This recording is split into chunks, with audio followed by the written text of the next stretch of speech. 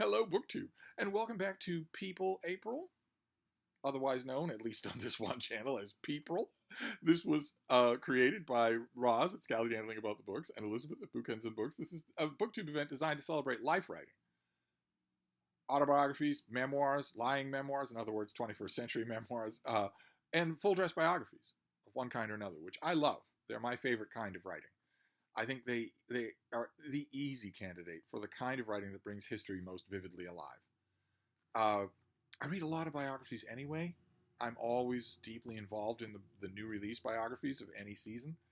But for People April, I have also been adding a biography to the reading that I do at night. I read during the day as well, but I do other things during the day, and I deal with annoying people and people who want something out of me, which is not always the same thing. And of course, all during the day, my number one priority is my tiny little dog. If she wants anything, if she wants to stretch a leg or anything like that. So the day is not just an uninterrupted tapestry of stuff, of one thing. Whereas at night, traditionally, unless I've got old dogs who need me, traditionally at night, I reserve that for reading, just exclusively reading. And there's almost always a biography involved in that reading of some kind or other. But in addition, for People April, I've been adding a biography at night to that pile. And I did that last night. I've been spinning the reel just at random, looking at things that I have, looking at things that I've been meaning to get to, maybe things that, oh, did I read that? I've always meant to read that again, or I always meant to read that the first time. There have been very precious few rereads this time around for People April. Uh, and I picked one last night, a book that I had always meant to read. I was warned off it by a lot of fellow critics who said, it's worthless. One fellow critic at the time, I think this came out like 10 years ago, maybe more than that. One critic at the time who knew me really well said, well, everyone is saying that this is just completely biased, it's completely worthless, but you'll read anything. So you should read it. I'd like to know what you think. I never did. I never did get around to it. So I added it onto the pile. I chucked it onto the pile. I didn't have much in the way of official demands on my time last night. And it's a full-length book. It's not a small thing. So I had the time to do it. I read it. I found it fascinating. I'm going to talk about it just a bit here. But then I realized something horrifying, which is that this is the last of People April. I did not realize that.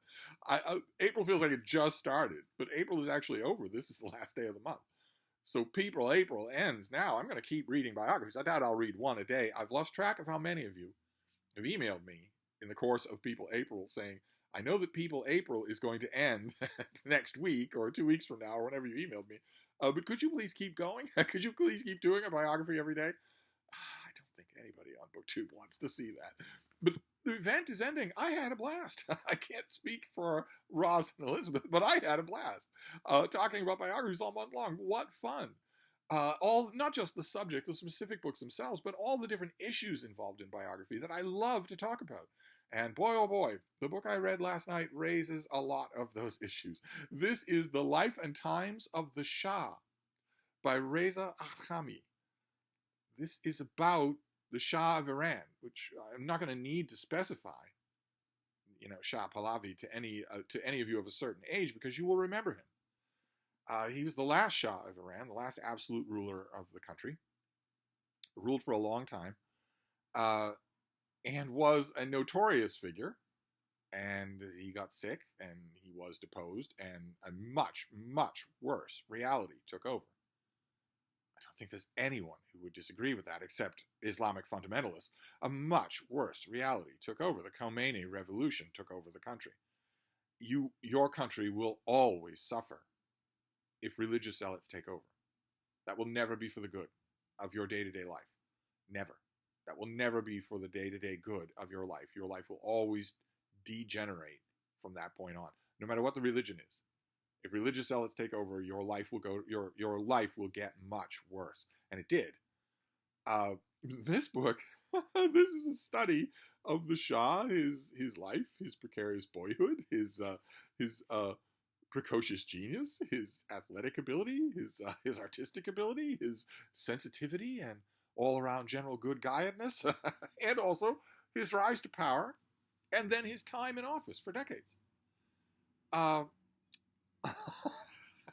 And I, the author was a part of the Shah's governing apparatus. and knew everybody, and got a lot of those people to talk to him where they would not talk to any other interviewer. Also had access to a lot of documentation that maybe other biographers of the Shah didn't know about, didn't know how to find, couldn't quite translate.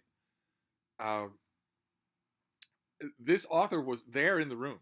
He was there at the time. He saw it all happen, which on one level makes his biography invaluable. But I kept thinking about the producers. I kept thinking about that the whole time I was reading this, thinking, well, this is the Shah with a song in his heart. Because this guy says that the Shah is misunderstood by Western historians, willfully, that he's villainized by Western historians. They say, well, sure, he had a ruthless door-knocking secret police, but they weren't as bad as you've heard. They weren't that bad. And sure, he had close relationships with the CIA, but he wasn't their puppet. He didn't just take commands from the shadow government of the United States. He was his own man. And the author says with a completely straight face throughout the book, not only was his own man, but he was progressive. Cared a lot about social issues, cared in the right way, that the Shah was on the right side of history. Now, that's a bias. That's, of course, what my critical friends were talking about when this book first came out. That's a bias. The author makes no attempt to hide it. And that raises interesting questions about reading biography, because what do you do if you know that? It would be one thing if some basement-dwelling incel who just likes authoritarian rule wrote a glowing The Shah with a song in his heart biography of Shah Pahlavi without ever knowing anything about him, just going off primary documents or even just Wikipedia. It'd be one thing if somebody did that and had a bias and admitted it up front. A book like that you could dismiss. But this author is invaluably placed to tell this story. Is it totally wrong that he has an opinion on it?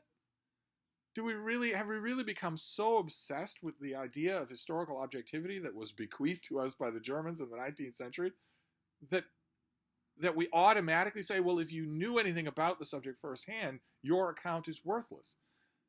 Not to draw any comparisons between the two men, but I encounter this idea myself with a whole lot of knee-jerk, naysaying dismissers when it comes to accounts of John F. Kennedy's presidency written by his so-called court historians, his friends, or his employers, his employees. They were always both. Which says a lot, and isn't true about the Shah. But anyway, I'm not drawing comparisons between the two men, but you know what I mean when it comes to Kennedy, certainly. You've got Sorensen and Sorensen's the big one that comes to mind, but you've got, Johnny We Hardly Knew Ye, and all these different books about Kennedy. Schlesinger is another one. Even William Manchester had connections enough so that people have called his book Court History. His two books, Court History. You look at things like that, and people who want to just dismiss everything as, worthless, the hipsters among the history reading crowd, will say, well, that, they were involved from day one. They were involved. They knew the man. They loved the man. So they can't write good history. They can't write good biography. I've railed against that for 50 years now. That is obviously not true. So I was not in a position to consistently just dismiss this book. I think that's probably why I took what my critical friends were saying when this first came out with a grain of salt. And I was confronted with all of those issues when I was reading this. This is, when it's not stridently setting the record straight, it's pretty boring. It's pretty boring prose. It's heavily bureaucrat speak, except when it is angrily setting the record straight. And the thing that saves this book is it's not a short book. The thing that saves it is that the author is often angrily setting the record straight. And sometimes doing what the 21st century refers to as providing receipts. Certainly, if you look at hospitals in Iran under the Shah, or streets and shops, or especially, heartbreakingly, college campuses, there are all sorts of photos. You look at those photos before and after, the difference could not be more stark. And that difference was not accidental. Seeing Iranian women at college wearing Western clothing not covered from head to toe in thick, heavy, stiflingly hot black coverings, not beaten and threatened until they praise those coverings, but no, just dressing like normal people. In an incredibly bakingly hot atmosphere, dressing like normal people, and more importantly, studying. This author goes too far. Obviously, this author goes too far. But I don't think this author would ever want you to take this book as the only Life of the Shah that you read. I don't think so. I've read 3 lives of this particular Shah, and I think this was an invaluable addition to those lives. 2 of those lives were striving for complete historical objectivity. Is this good or is this bad? Not what do I think? Not does it get my blood boiling, and especially not did I know someone who was directly affected by this, but is it just in the broader historical sense, from 30,000 feet, from 30,000 years? Is this good or is this bad? How will we assess this reign? Including probably the author's funniest, unintentionally funniest contention is that the Shah was not a puppet of the CIA. He might be right. He didn't convince me. I know that part of this subject pretty well, and he didn't convince me. I think even with all the vast mountain of documents that we don't have, that we'll never see, or that maybe don't exist anymore, I still think there's a pretty easy case to be made that the Shah did what the CIA told him to do. Nevertheless, even those parts are fascinating. This book does from front to back, almost. I mean, the part about the Shah being, a gorgeous Hollywood handsome playboy.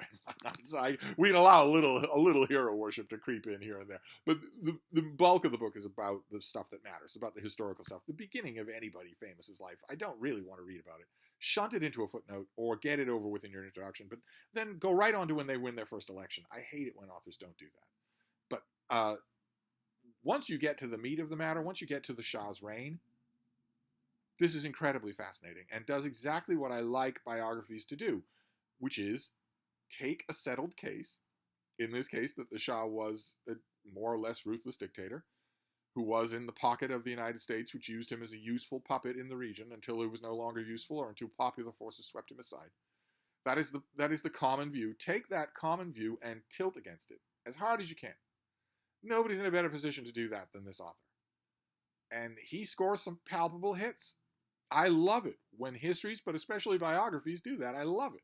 I am no longer so sure, as I once was, about shadings in and around, and even some avenues even into the heart of the Shah's reign. And that's good. That's good. That primes me to learn more. That primes me to not be close-minded. This author never for a minute tries to hide the fact that he is on the Shah's side. He was quite literally on the Shah's side. He never tries to hide that. There's no attempt at deception being done here.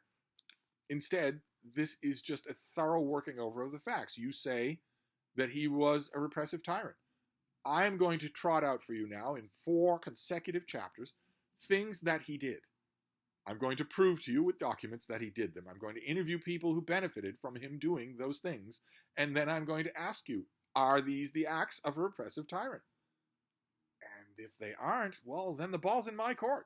Then the ball's in my court. Then I have to say, all right, well, what about that? No previous biographer that I've read has gone into detail like that.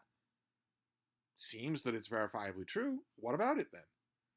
I love that. Absolutely love that. That's the feeling that I always talk about on this channel. That's the particular wonder and risk of reading, is that the author can reach right in to your brain, to your preconceptions, to your comfortable prejudices. They can reach right in and move them around. That's a disconcerting feeling. I believe that makes real readers, like all of us, pretty brave people. That definitely makes this what an old teacher might refer to as the greatest adventure imaginable. Even though you're doing it sitting squarely on your couch. So my last read for People April, I can't believe this is the end of People April. My last read for People April was thrilling. I mean, there's no other word for it. This was thrilling. I went into the subject feeling like I knew it fairly well,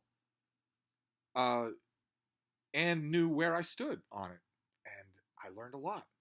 And some of the stuff that I learned was destabilizing. Not to use a key word when it comes to the Shah. It was destabilizing. Loved it. Loved the experience. This is what I think about uh, when I meet people, general readers, good-hearted readers, who, when I mention biography, say, "Oh no, no, no, no. What am I in school? No, no, no." This is. I think about books like this and feel sorry for them. This is the kind of thrill you're missing. And I've had this thrill many, many times in People April in 2024. So I'm really grateful for the event that I overloaded. I'm really grateful for. Oh, oh. I'm really grateful for the event, and the end kind of snuck up on me. I thought I had a few more days, but I don't. So that's it for People April. We end with the Shah of all people, but you never knew where you're going to end. I never knew where I was going to end with this. I didn't go into this saying I'm going to read British monarchs all month long. I might do that next year, but this year I just said I'm going to go where the winds take me, and they took me to Tehran for the very last time. So there you go. That is the end to People April 2024. I'd love to know what kind of an event it was for you. I had a blast, obviously. I was enjoying myself the whole time, or almost the whole time. There was a little period there where it looked like it was cursed. But for me, it recovered completely. I love biographies. Usually I love biographies, so I wasn't in any real doubt that it would recover. But that's People April. Tell me how your People April was. We are wrapping up wrapping up April and vaulting into May here on BookTube. So I'll wrap this up for now, and we'll see what we talk about next time. Thank you, BookTube.